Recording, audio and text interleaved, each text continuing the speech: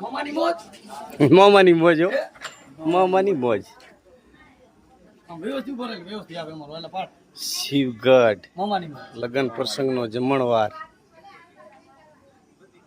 મામાની મોજ વાહ ભાઈ વાહ મેરુ વાહ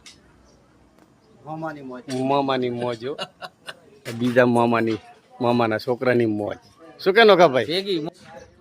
મોઢાથી બહાર જ ન કાઢ રસ્તો રાખવો તળાવી ફરવું તો વાત સાચી છો તો ખબરો આવે નથી આવ્યો એમ પાણીના ઢમ લાસડા માથે